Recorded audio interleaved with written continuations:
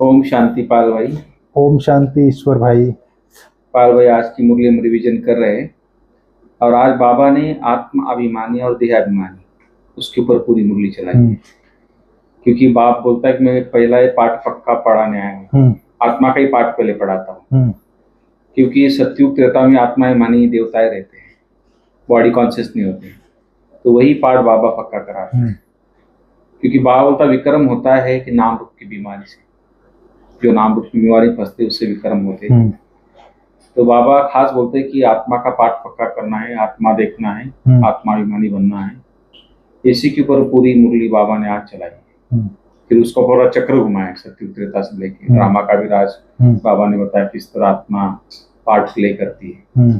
पाल भाई बताएंगे आप आगे थोड़ा डिटेल में थोड़ा मुरली का आज। ओम शांति ईश्वर भाई। ओम शांति। आज हम लोग 24 मई 2024 की मुरली रिवीजन कर रहे हैं। बाबा ने कहा है, मीठे बच्चे, देही अभिमानी बाप तुम्हें देही अभिमानी भाव का पाठ पढ़ाते हैं। तुम्हारा पुरुषार्थ है देह अभिमान को छोड़ना। जी।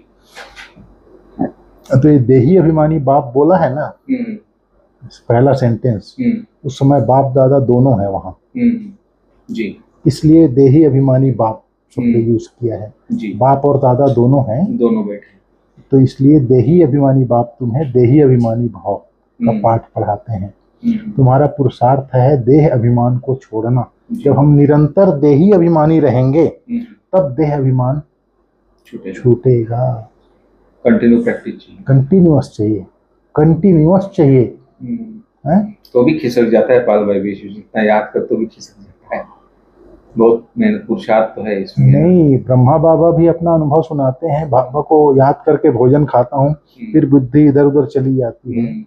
लेकिन दृढ़ता पूर्वक बाबा बोलता है तपस्या। तपस्या माना मन और बुद्धि को दृढ़ता पूर्वक एक ही संकल्प में एकाग्र करना। मन बुद्धि जरा भी विचलित होती है तो उसको दृढ़ता पूर्वक एकाग्र करो, बोलता है बाबा। नहीं तो ऐसे नहीं होगा। पुरुषार्थ करना मतलब उसके लिए बिल्कुल दृढ़ होना पड़ेगा। जी। फिर आज बाबा ने बोला है हमारा पुरुषार्थ है देह अभिमान को छोड़ना। बाबा ने कहा देह अभिमानी बनने से कौन सी बीमारी पहले उत्पन्न होती है? प्रश्न में बोला है। जी। उत्तर में बोला है नाम रूप की बीमारी। ये नाम रूप की बीमारी है। आगे बाबा ने बोला है यह बीमारी ही विकारी बना देती है। नाम और रूप माना इसमें दोनों आ गया, देह भान और देह अभिमान दोनों आ गया। नाम की बीमारी मतलब देह अभिमान, और रूप की बीमारी मतलब किसी के रूप को देखा तो काम विकार के वश आकर्षण होगा तो विकारी बना देगा। विकारी बना देगा तो जहाँ काम है वहाँ क्रोध है, क्रोध है तो लोभ मोह अहंकार सब है।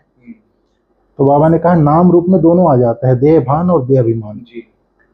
बाबा ने कहा देह अभिमानी बनने से नाम रूप की पहली बीमारी उत्पन्न होती है, यह बीमारी ही विकारी बना देती है।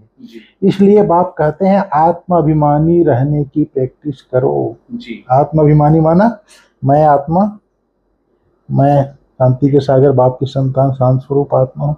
ईश्वर भाई भी शांति के सागर बाप की संतान शांत स्वरूप आत्मा है। उससे क्या होगा? बाबा कहता है अनेक प्रकार के भाव समाप्त हो जाएंगे, फिर रूहानी प्यार पैदा होगा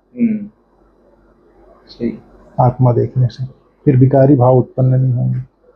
बाबा ने कहा इस शरीर से तुम्हारा लगाव नहीं होना चाहिए, देह के लगाव को छोड़ एक बाप को याद करो तो पावन बन जाएंगे। बाप तुम्हें जीवन बंध से जीवन मुक्त बनने की युक्ति बताते हैं, यही पढ़ाई है। देह के लगाव को छोड़ एक बाप को याद करो तो पावन बन जाएंगे। आत्मिक भाव रहेंगे तब देह का लगाव छूटेगा। जी। चाहे स्त्री हो चाहे पुरुष। नहीं समझ में? आज बाबा ने कहा बेहद का बाप आकर समझाते हैं देही, पूरी मुरली देही अभिमानी और आत्माभिमानी। आज बेहद का बाप आकर समझाते हैं देही अभिमानी भाव, आत्माभिमानी भाव और देह अभिमान को छोड़ते जाओ। आधा कल्प तुम देही अभिमानी होकर रहे हो, फिर आधा कल्प तुम देह अभिमानी होकर रहे हो, फिर आधा कल्प देही अभिमानी होकर रहना है। सतयुग त्रेता में तुम आत्म अभिमानी थे, वहां हम जानते थे मैं भी आत्मा हूँ, आप भी आत्मा है। ये आत्मा इस शरीर को छोड़ करके दूसरा शरीर लेगी। सतयुग में ये ज्ञान था, ये पता रहता है। बाबा कहता है तुम सतो प्रधान थे, फिर तमो प्रधान बने, अब फिर पावन बनने के लिए तुमको अपने साथ योग सिखलाता हूँ। योग अक्षर न कह याद, अक्षर कहना ठीक है।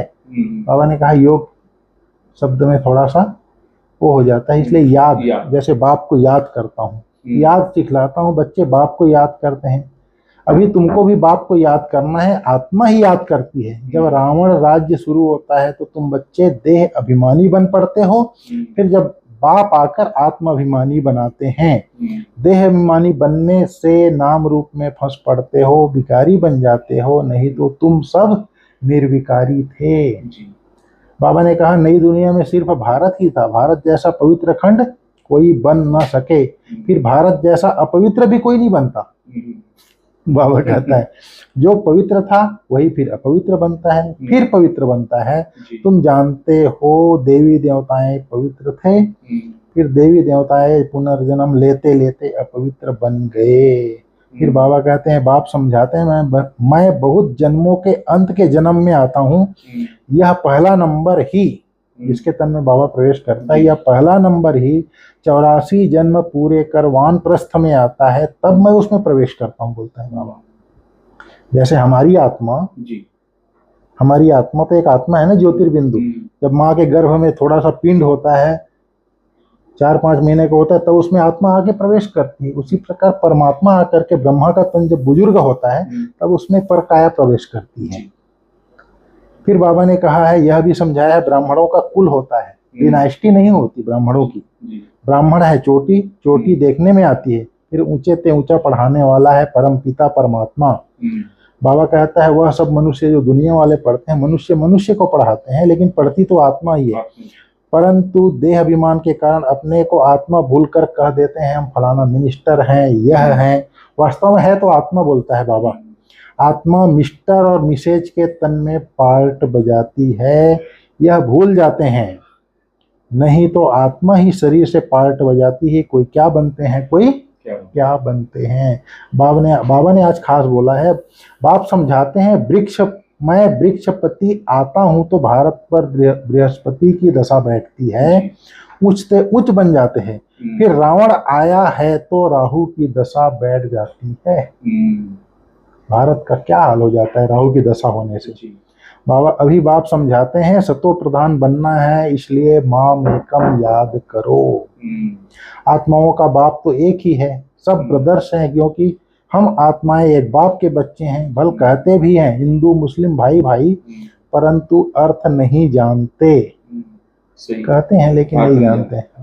बाबा ने कहा है तुम्हारी युद्ध है 5 विकारों से, काम तो तुम्हारा नंबर 1 दुश्मन है। रावण को जलाते हैं, परंतु वह कौन है, क्यों जलाते हैं, कुछ नहीं जानते हैं। द्वापर से लेकर तुम नीचे उतरते उतरते इस समय पतित बन गए हो। रावण कैसे नीचे गिराता है पता ही नहीं है, उसको क्यों जलाते हैं पता ही नहीं। बाबा ने कहा है त्रिमूर्ति का अर्थ भी नहीं समझते हैं, नहीं तो भारत का कोट ऑफ आर्म्स त्रिमूर्ति शिव का होना चाहिए। बाबा ने कहा अभी तो यह कांटों का जंगल बन गया है, इसलिए तो जंगली जानवरों का कोट ऑफ आर्म्स बना दिया है, उसमें फिर लिखा है सत्यमेव जयते। आज बाबा ने कहा बाप कहते हैं इन 5 विकारों पर जीत पाकर जगत जीत बनो, इस अंतिम जन्म में निर्विकारी बनो। तुम तमो प्रधान पतित बने हो, फिर सतो प्रधान पावन बनो। गंगा कोई पतित पावन नहीं है, गंगा कोई पतित पावनी नहीं है। शरीर का मैल तो घर में भी पानी से उतार सकते हो, आत्मा तो साफ नहीं हो सकती पानी से, बोलता है बाबा। भक्ति मार्ग में कितने ढेर गुरु लोग हैं, सतगुरु तो एक ही है सदगति करने वाला। सुप्रीम बाप भी है, वह सदगति करने वाला सुप्रीम बाप भी है, सुप्रीम टीचर भी है, सुप्रीम सदगुरु भी है।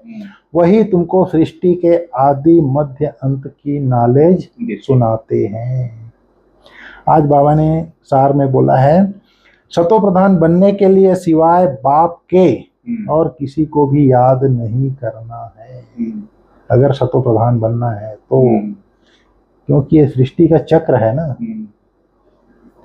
आज बाबा ने कहा है देही अभिमानी बनने की प्रैक्टिस करनी है, सबसे छीरखंड होकर रहना है, इस अंतिम जन्म में विकारों पर विजय प्राप्त कर जगत जीत बनना है। आज बाबा ने कहा वरदान में, बाप की छत्रछाया में सदा मौज का अनुभव करने और कराने वाली विशेष आत्मा भव। बाबा ने कहा जहां बाप की छत्रछाया है वहां माया से सदा सेफ हैं। छत्र छाया के अंदर माया आ नहीं सकती। मेहनत से स्वतः दूर हो जाएंगे, मौज में रहेंगे, क्योंकि मेहनत मौज का अनुभव करने नहीं देती। छत्र छाया जी, बाप की याद ही छत्र छाया है। बाबा कहा और बाबा की छत्र छाया हाजिर हो जाती है, छत्र छाया में हो जाते हैं, बाबा की शक्ति मिलने लगती है। बाबा की याद ही छत्र छाया है। छत्र छाया में रहने वाली ऐसी विशेष आत्माएं ऊंची पढ़ाई पढ़ते हुए भी मौज में रहती हैं, क्योंकि उन्हें निश्चय है कि हम कल्प कल्प के विजयी हैं, पास हुए पड़े हैं, तो सदा मौज में रहो और दूसरों को भी मौज में रहने का संदेश देते रहो, यही सेवा है। आज बाबा ने कहा जो ड्रामा के राज को नहीं जानता है वही नाराज होता है। नाराज होने का कारण क्या है? राज को नहीं जाना। किसके राज को? ड्रामा। ड्रामा में क्या है? ड्रामा का राज जो हो रहा है अच्छा हो रहा है, जो हुआ अच्छा हुआ, जो होगा और अच्छा होगा। हर एक आत्मा अपना पार्ट बजा रही है ड्रामा में। नथिंग न्यू, जो कल्प पहले हुआ था वही हो रहा है जी। इस ड्रामा में अगर कुछ बुराई हो रहा है, बुराई में भी अच्छाई देखना है, बोलता है बाबा। ये सब राज को जो जानता है वो फिर नाराज नहीं होगा। सब कुछ ड्रामा प्लान अनुसार हो रहा है। ओम शांति।